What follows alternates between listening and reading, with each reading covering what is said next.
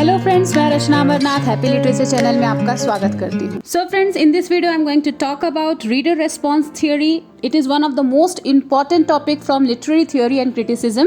As the title suggests, this theory is about readers' response to literary work, any literary work. Means how reader interpret the literary work.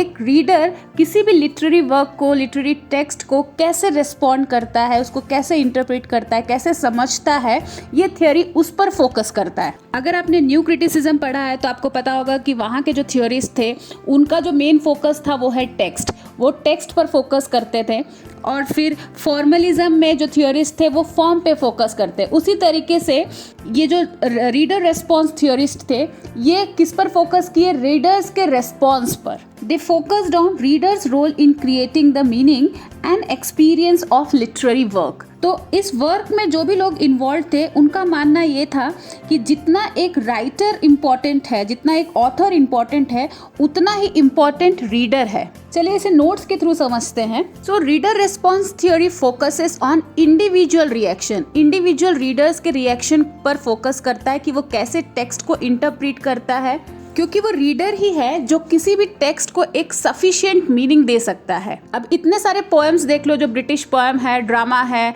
Novel है, वो सब लिख के writers चले गए हैं, poets लिख के चले गए, वो आज अभी जिंदा नहीं है. लेकिन उसको कौन इंटरप्रेट किया है? सब रीडर्स ही इंटरप्रेट करते हैं अपने अपने तरीके से, और वो सही भी होता है. So reader response theory focuses on the individual reaction and interpretation of a text by the reader, as it is proposed that only the reader can give a text sufficient meaning. Each and every reader will interpret a text differently between readings depending on their intellect. सभी readers क्या करते हैं? अपने अपने तरीके से text को interpret करते हैं.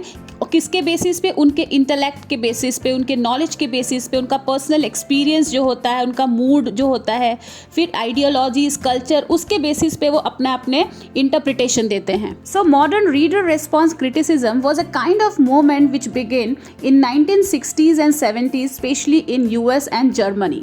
और अब ये जो थियोरिस्ट के नाम है जो इस वर्क में इन्वॉल्व थे उसे बहुत अच्छे से नोट कर लीजिए, क्योंकि ये कॉम्पिटिटिव एग्जाम के लिए बहुत ही इंपॉर्टेंट है. तो कौन कौन इस वर्क में इन्वॉल्व थे? Norman Holland, Stanley Fish, Wolfgang Iser, Hans Robert Jauss, Roland Barthes. Reader response theory recognizes reader as an active agent who imparts real existence to the work and complete its meaning through interpretation. So in reader response theory, reader is like an active agent जो क्या करता है? Text को, जो literary work है उसका meaning interpret करता है.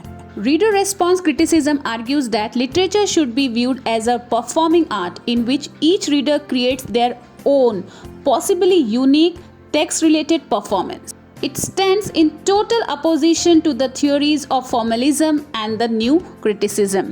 तो रीडर रिस्पॉन्स क्रिटिसिज्म क्या कहता है कि लिटरेचर को कैसे देखना चाहिए? एक परफॉर्मिंग आर्ट की तरह देखना चाहिए. और ये आर्ट कौन परफॉर्म करता है? रीडर परफॉर्म करता है अपने स्टाइल में. रीडर रिस्पॉन्स थियोरी जो है वो फॉर्मलिज्म और न्यू क्रिटिसिज्म से एकदम अपोजिट है.